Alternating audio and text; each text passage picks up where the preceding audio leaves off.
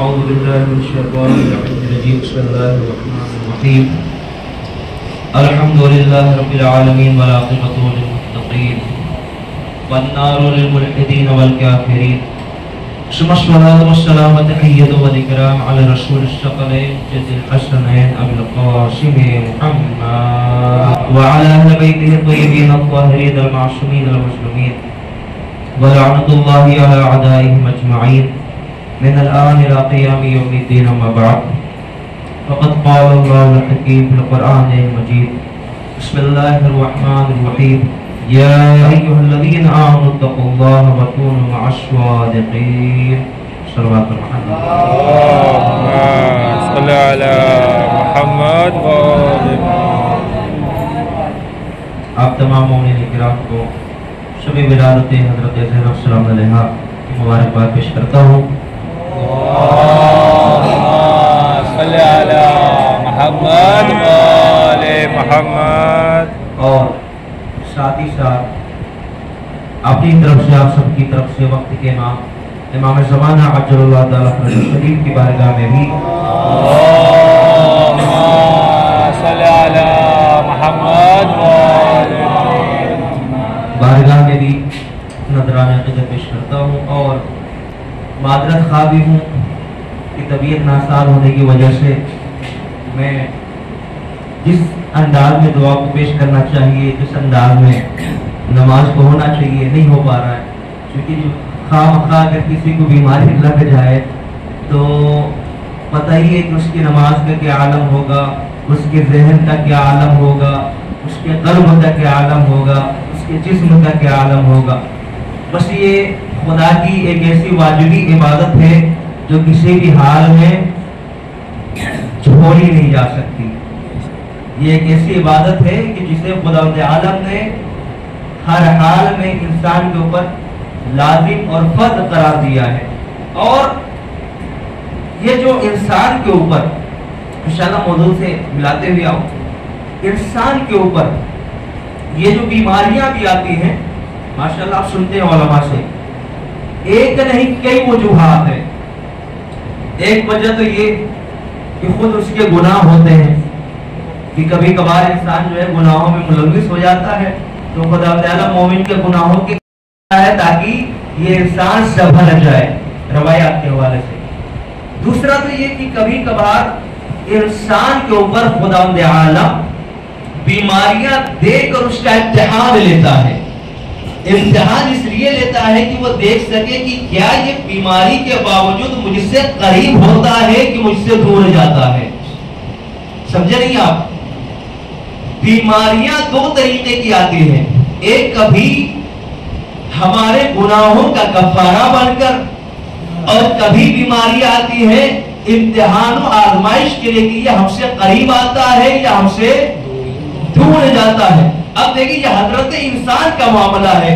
جب بیماریاں خود پر آتی ہے تو کہتا ہے کہ یہ مصیبت والی نہیں ہے، یہ تو امتحان والی ہے. مگر جب دوسرے پہ آ جائے تو کہتا ہے کہ یہ گناہوں والی ہے. یہ حضرت انسان کا مزاج ہے. جب بیماریاں خود پر آئے تو فوری طور پہ یہ کہے گا کہ یہ بیماریاں امتحان والی آئی ہے. مگر جب دوسروں پر آ جائے تو فوراً کہے گا یہ تو اس کے گناہوں کے کفارے کچھ تو گناہ کیا ہے. اما اس لیے پیغمبر پہلے فرما گئے جو اپنے لیے پسند کرتے ہو وہی دوسروں کے لیے پسند کیا. بات چل رہی ہے، آپ حضرات کی دعا کی ضرورت ہے. صلوات محمد صلی علی محمد وآل محمد.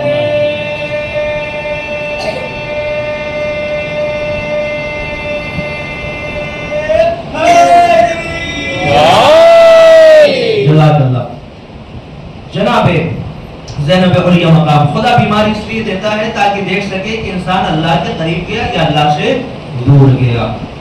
جناب زینب علیہ مقام عبادت خدا ہی دیکھنا چاہ رہا ہے نا، کون اللہ کے قریب گیا، کون اللہ سے دور گیا. اب یہاں سے بیدار ہو کر شہزادی زینب سلام علیہا کے 15 منٹ خدا سماعت کر لیں، اس کے بعد دعا. 15 منٹ میں صرف حضرت زینب سلام علیہا کے فضائل ہی شروع کرنے والا تھا، لیکن شروع میں جو موضوع میں نے پیش کیا اس وجہ سے 15 منٹ بڑھا رہا ہوں معذرت کے ساتھ. کون حضرت زینب؟ کہ اللہ بیماری دے کر، موضوع سے ملا دے، اللہ بیماری دے کر یہ دیکھنا چاہتا ہے کہ کون میرے قریب آتا ہے، کون مجھ سے دور جاتا ہے۔ اللہ نے کس لیے پیدا کیا انسان کو؟ وَمَا خَلَقْتُ الْجِنَّ وَالْإِنسَ إِلَّا لِيَعْبُدُونَ، میں نے جنات اور انسان کو اپنی عبادت کے لیے پیدا کیا ہے۔ کس لیے پیدا کیا؟ عبادت کے لیے۔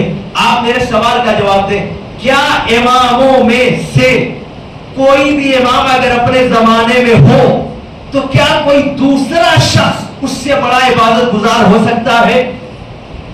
مولا کائنات کے زمانے میں کیا مولا سے بڑا کوئی عبادت گزار گزرا؟ کیا امام حسن کے زمانے میں اس سے بڑا کوئی عبادت گزار گزرا؟ کیا مولا حسین کے زمانے میں کوئی اس سے بڑا عبادت گزار گزرا؟ نہیں۔ کہ امام اپنے زمانے کا سب سے بڑا عابد ہوتا ہے، امام سے بڑا کوئی عابد نہیں ہو سکتا، امام سے بڑا کوئی عبادت گزار نہیں ہو سکتا۔ مگر ہم کیا دیکھتے ہیں، جب 9 محرم آئی، مولا حسین نے مولا عباس کو بلایا کے فرمایا 9 محرم کی رات میں اے عباس ان سے جا کر کہہ دو کہ ہمیں ایک رات کی مہلت چاہیے، اور انہیں بتا دینا ہمیں مہلت اس لیے چاہیے ہم نماز شب پڑھ سکے، ہم قرآن پڑھ سکے، ہم نمازیں پڑھ سکے۔ مولا نے واجبی نماز کی بات نہیں کی ہے، ہم نماز شب پڑھ سکے، ہم قرآن پڑھ سکے، ہم تلاوت قرآن کر سکے۔ اب دیکھیے ایک رات کی مہلت مانگی ہے، کس لیے مانگی؟ نماز شب کے لیے مانگی ہے، مستحبی نمازوں کے لیے مانگی ہے، تلاوت قرآن کے لیے مانگی ہے۔ مگر جب مہلت مل گئی، عاشور کا دن آ گیا، ایک مرتبہ جاتے ہوئے آقا حسین نے حضرت زینب کی طرف مخاطب ہوتے فرمایا یا زینب لا تنسانی فی الصلاۃ النافلہ، زینب مجھے نماز شب میں نہ بھولنا۔ جو امام سب سے بڑا عابد ہوتا ہے وہ اپنے زمانے کی بہن سے کہتا ہے مجھے شب میں یاد رکھنا۔ زینب اس شخصیت کا نام ہے، سمجھئے وقت کا امام اس سے کہہ رہا ہے لا تنسانی، مجھے نماز شب میں نہ بھولنا۔ اس کے آگے بڑھئے، امام علی مقام امام سب سے بڑے عابد ہیں، وہ کہہ رہے ہیں مجھے نماز شب میں نہ بھولنا۔ بات اگر یہی تو ہوتی تو شاید ختم ہو جاتی۔ ہمارے جیسے بندے ہوتے ہیں جو ہاتھ پہ سر درد، کمر درد، بھیا ہم جماعت نہیں کر پائیں گے، ایسا مراد نماز پڑھ لو، ہے نا؟ یہی ہوتا ہے، یہی ہوتا ہے نا، ہم جماعت سے نہیں پڑھ پائیں گے، مراد نماز پڑھ لو۔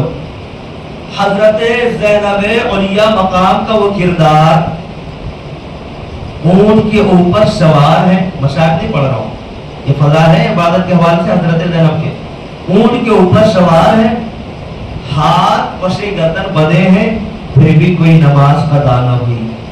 کتنی بڑی عابدہ ہے حضرت زینب، زندان شام میں آ گئی، بھلے کھانا کم مل رہا ہے مگر عبادتوں میں کوئی کمی نہیں ہے۔ میں ہاتھوں کو جوڑوں گا، مولا سجاد آپ کیسے ہیں؟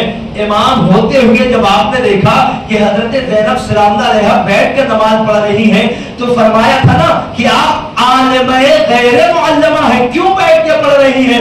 شاید یہ سوال اس لیے تھا کہ زمانے والے سمجھ لیں جو امام اور نبی نہ ہوتے ہوئے نافلے کی نماز بھی نہ چھوڑے اسے زینب علیہ مقام کہا جاتا ہے۔ صلوات پر محمد وعلی محمد پر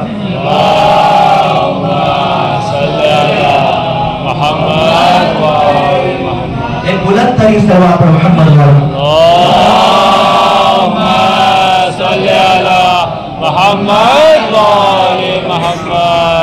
حضرت زینب سلام علیہ کس لیے اللہ نے پیدا کیا؟ عبادت کے لیے۔ مقصد خلقت حضرت زینب سلام علیہ نے پیش کیا۔ اچھا ماشاءاللہ پورے اشرے پڑھے جاتے ہیں حضرت زینب سلام علیہ پہ۔ جب اشرے پڑھے جا سکتے ہیں تو کیا 15 منٹ کی تقریر نہیں ہو سکتی؟ صرف حضرت زینب سلام علیہ پہ ابھی عرض کیا مقصد خلقت اللہ کی عبادت، اسے پیش کیا حضرت زینب سلام اللہ علیہ نے۔ ایک اور چیز آگے بڑھیے، حضرت زینب کا نام کس نے رکھا؟ کس نے رکھا؟ ہاں بول دیجئے، ہاں الحمدللہ کس نے رکھا؟ پیغمبر اکرام، پیغمبر اکرم، پیغمبر اسلام نے۔ جب ولادت ہوئی نا شہزادی کی، دونوں روایتیں نا، آج کی شب والی اور ایک شعبان والی، دونوں روایتیں، جب حضرت زینب سلام اللہ کی ولادت ہوئی، پیغمبر سفر پہ تھے، بیٹی کو لے کر شہزادی فاطمہ مولا امام علی ابن ابی طالب دونوں پیار کر رہے، مگر نام نہیں رکھا، نام نہیں رکھا۔ جب پیغمبر آئے، اپنی آغوش میں لیا، پیار کیا، جبرائیل امین آئے، آ کر فرمایا یا رسول اللہ اس بچی کا نام رکھیے گا زینب، زین اب۔ پیغمبر نے فوراً فرمایا اے علی اے فاطمہ اس بچی کا نام ہوگا زین اب، یعنی زینب جو ہم کہتے ہیں زین اب عربی میں معنی کیا ہے؟ عربی زین یعنی زینت، اب یعنی باپ، نام رکھا گیا زینب یعنی باپ کی زینت۔ اما یہی گھرانہ دکھا جہاں کردار بے مثال دکھا، بے نظیر دکھا، یہی پیغمبر ہے۔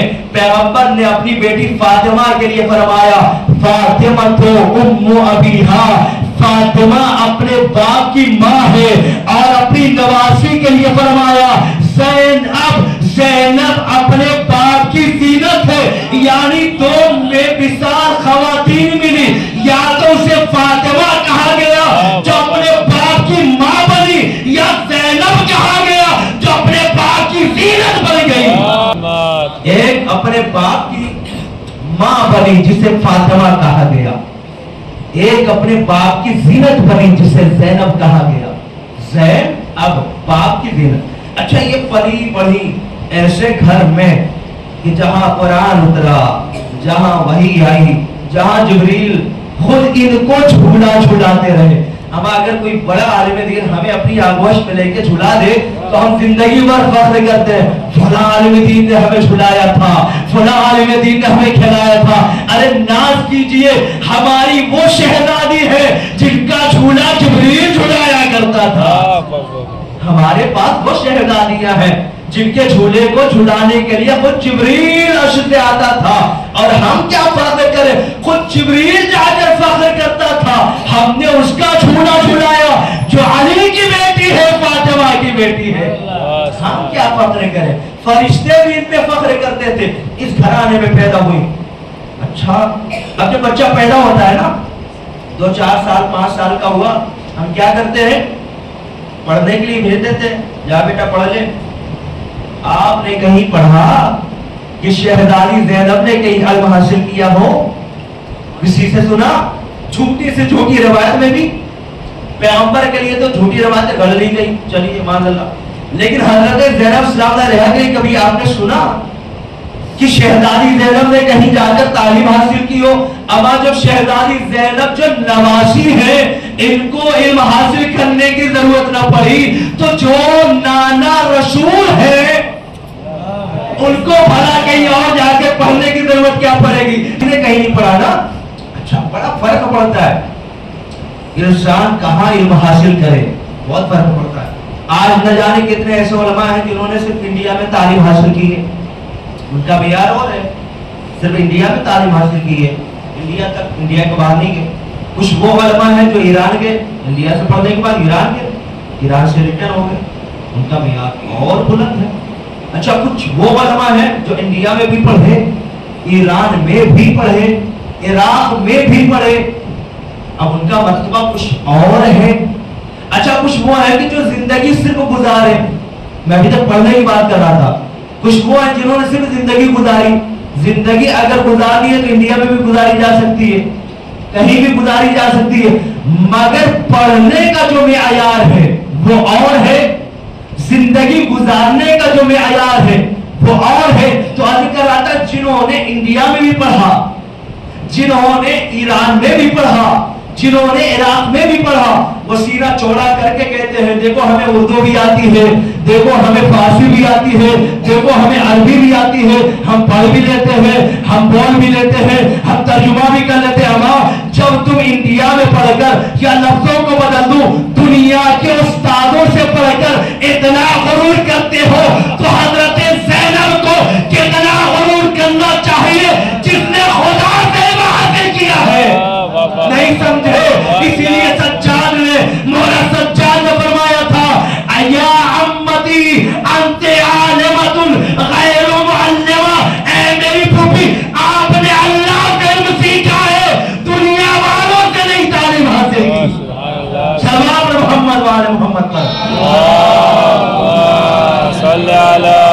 محمد وآل محمد. جو دنیا میں علم تھوڑا سا سیکھ لے بڑا فخر کرتا ہے، ہم نے اس سے پڑھا، اس استاد سے پڑھا، یہاں پڑھا، وہاں پڑھا. شہزادی زینب کتنے فخر کے قابل ہیں کہ جو عالم غیر معلمہ ہے، کسی دنیاوی استاد کے بغیر خدا کی طرف سے علم لے کر آئی ہے. لہذا ہم کیوں نہ فخر کریں، ہم کیوں نہ ان کے لیے جشن منائیں، ہم کیوں نہ خوشیاں منائیں. تھوڑا سا اور پڑھیں.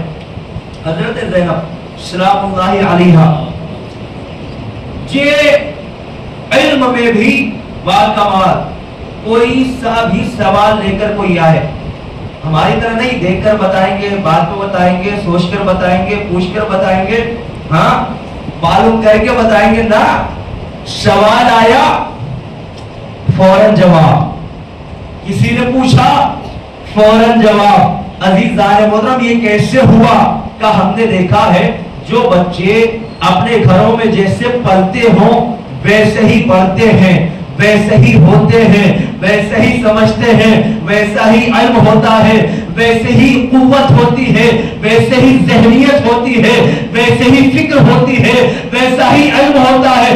اما جس گھرانے میں زمین سے زیادہ آسمان کے راستوں کو جانا جاتا ہو، کیا اسے کتاب دیکھنے کی ضرورت ہے؟ جس گھرانے میں فاطمہ جیسی ماں ہو، کیا اس شہزادی کو کتاب اٹھانے کی ضرورت ہے کہ رک جاؤ میں کتاب دیکھ کر بتاؤں؟ اسی لیے شہزادی زینب سے جب پوچھا گیا، شہزادی نے فوراً سوالوں کا جواب دیا. اچھا شہزادی پڑھتی رہی پڑھتی رہی. عفت پاک دامنی. اگر کوئی انسان کمزور ہے، ایک مثال دے رہا ہوں، بالکل کمزور ہے، سامنے کوئی طاقتور آیا اور اس نے اسے ایک تماچا رسید کیا، اور یہ کمزور آدمی جو اس کا کچھ بگاڑ نہیں سکتا ہو، وہ کہے جا میں نے تجھے معاف کیا. مثال نہیں سمجھ آئی؟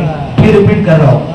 ایک کمزور دبلا پتلا آدمی، اس کے سامنے ایک ہٹا کٹا آدمی طاقتور، یہ ہٹا کٹا آدمی دبلے پتلے انسان کو ایک تماچا رسید کرے، اور جو کچھ نہ کر سکتا ہو دبلا پتلا بالکل معمولی سا آدمی، وہ کہے جا میں نے تجھے معاف کر دیا. یہ کوئی معافی ہوئی؟ اما تم کچھ کر ہی نہیں سکتے تو معاف کیا کرو گے؟ ہاں معافی تو اس وقت ہے کہ جب ہٹے کٹے آدمی کو تماچا لگ جائے، اور وہ ہٹا کٹا آدمی سب کچھ کرنے کے باوجود تمہیں کہہ دے کہ جا میں نے تجھے معاف کر دیا. وہ چاہے تو ایک تماچے میں اس پتلے آدمی کو گرا سکتا ہے، مگر کہے جا میں نے تجھے معاف کر دیا. یہ دنیا حضرت زینب کا صدقہ، یہ اناج حضرت زینب کا صدقہ، یہ ہماری زندگیاں حضرت زینب کا صدقہ.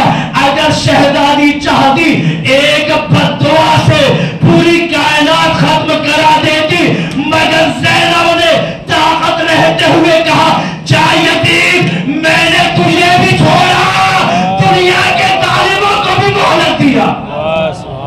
طاقت رہنے کے باوجود اگر چاہتی ایک بددعا کرتی، مگر حضرت زینب نے فرمایا میں تجھے ختم نہیں کرنا چاہتی، میں تیرے ظلم کا مزہ چکھوانا چاہتی ہوں تاکہ تجھے پتہ چل سکے کہ ظلم کرنے والوں کے ظلم کا انجام کیا ہوتا ہے. لہذا اگر حضرت شہزادی چاہتی ہاتھ اٹھاتی بددعا کرتی، ہاتھ تو ہاتھ ختم ہو جاتا نہیں ہو جاتا، وہی فنار ہو جاتا. مگر شہزادی نے وہ پورا خطبہ سنتے ماشاءاللہ علماء ذاکرین سے، شہزادی جو فرمایا تھا جس میں وہ کہہ رہا تھا کہ ہم جیت گئے، تو شہزادی نے فرمایا تھا کہ دیکھ اذان میں اگر تیرے نانا کا نام ہے تو تو جیتا، اگر میرے نانا کا نام ہے تو میں. یہ جو خطبہ دیا حضرت زینب سلام علیہا نے، یہ جو خطبہ، اسی خطبے کے دوران فرمایا تھا کہ خداوند عالم ظالموں کو جھوٹ اس لیے دیتا ہے کہ وہ سدھر جائیں، اور جب نہیں سدھرتے تو ان پر عذاب ہے نا. جب تک یہ ظلم کر رہا تھا اپنے کو بڑا ہے نا تیسمار سمجھ رہا تھا کہ کہ مجھ سے بڑا کوئی نہیں، مگر جب عذاب آیا تو اپنا ایک پیر بھی گھوڑے سے نہ بچا سکا، ہے نا؟ اچھا وہ جو شمر تھے، اسی ضمن میں بات ہے، وہ جو شمر تھے، وہ جو خولی تھے، وہ جو وہاں پہ بڑے بڑے عمر شاد مصر سعد اور بڑے بڑے جو ظالمین تھے جو ظلم کر رہے تھے، بڑا مزہ آ رہا تھا۔ یہ ہوتا ہے نا دنیا میں، جب کوئی بڑا طاقتور کسی پہ ظلم کرتا ہے، اللہ نے کہا ظلم نہ کرو، ظلم کرنے کو بھی منع کیا، ظلم سہنے کو بھی منع کیا ہے، کہا ظلم نہ کرو، طاقت ہے پھر بھی کسی کے اوپر ظلم نہ کرو۔ وہ جو ظلم کر رہے تھے نا بڑے خوش ہو رہے تھے، ہم سے بڑا کون، ایٹھ رہے تھے، غرور کر رہے تھے۔ بس جملہ سنیں انشاءاللہ، یہاں آپ کی ساری تھکان دور ہو جائے گی۔ بہت خوش ہو رہے تھے، بہت، مگر جیسے ہی یزید کا دور ختم ہونے سے پہلے حضرت مختار آئے، اب پتہ چلنے لگا کہ حضرت مختار باہر نکل رہے ہیں۔ ابھی قیام کی بات نہیں کر رہا ہوں، لوگوں میں ایک عجیب کیفیت تھی، اور جب حضرت مختار نے اپنی حکومت بنا ہی لی، کوفے کے اندر اپنی حکومت ڈالی، وہ ظلم کرنے والے جو بڑا سینہ چوڑا کر کے چل رہے تھے، جب ان کو پکڑ پکڑ کے بلایا گیا، بتا کربلا میں کیا ظلم کیا تھا، جیسا کیا تھا ویسے ہی حضرت مختار نے دیا، اور اللہ نے قرآن میں کہا جیسا کرو گے ویسا ہی ہوگا۔ حضرت مختار نے ثابت کر کے بتایا جیسا کربلا میں کیا تھا ویسا ہی ان کے ساتھ ہوا۔ اب ہمیں بھی درس مل گیا، ہم بھی جیسا کریں گے ہمارے ساتھ بھی ویسا ہی ہوگا۔ صلوات محمد وآل محمد پر صلی اللہ محمد وآل محمد۔ حضرت مختار نے پوچھا نا کیسا، کیا ظلم کیا؟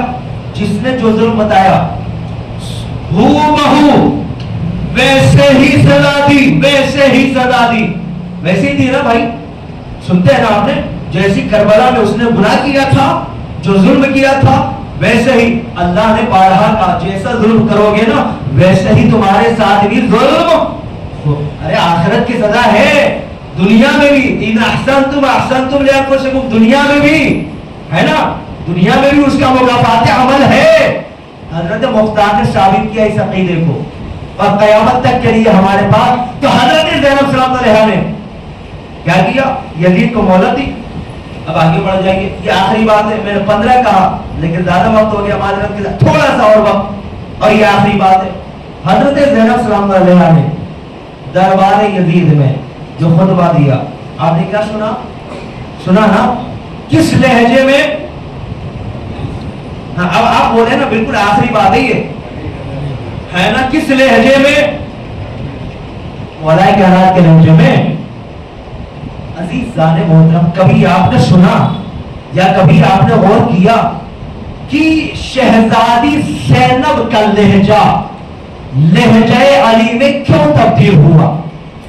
کیا سبب ہے؟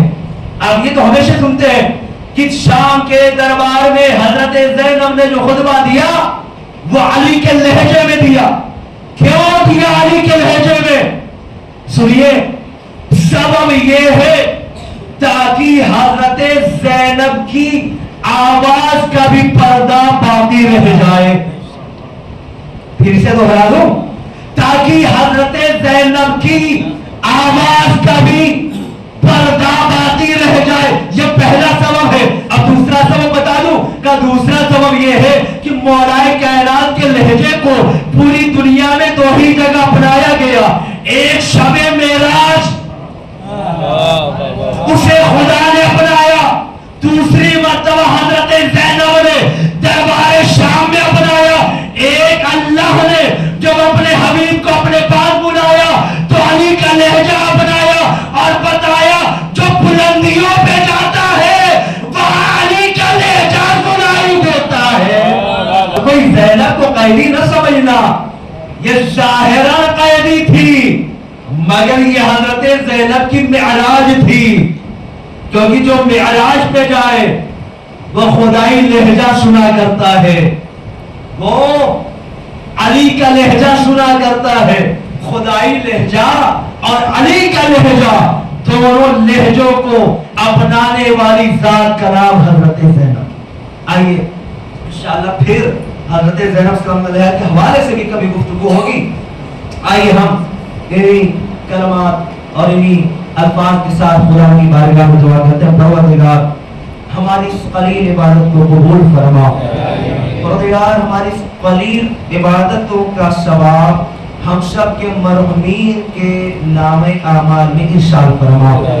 پروردگار محمد وآل محمد علیہ السلام کا واسطہ جو بے روزگار ہیں انہیں روزی عطا فرما، جو بشر روزگار ہیں ان کے رزق میں ترقی عطا فرما، پروردگار جو بیمار ہیں انہیں شفا کاملہ اور عاجلہ عطا فرما، جو مقروض ہیں خزائن غیب سے ان کے قرض کی ادائیگی فرما، پروردگار محمد وآل محمد علیہ السلام کا واسطہ پروردگار جو بے اولاد ہیں انہیں اولاد نرینہ عطا فرما، جو صاحبان اولاد ہیں ان کی اولاد کو صالح اور نیک قرار فرما، پروردگار ہمارے بچوں کو دینی دنیاوی تعلیمات میں کامیابی عطا فرما، ہمارے بچوں کو بہترین تربیت پانے کی توفیق عطا فرما، پروردگار ہمارے نوجوانوں کو دین اسلام کی تعلیمات کی طرف اور اللہ کی عبادات کی طرف راغب اور مائل فرما، پروردگار ہمارے بزرگوں کو صحت و سلامتی کے ساتھ عمر عطا فرما اور ان کو آخری سانس تک محبت اہل بیت پہ قائم و دائم فرما،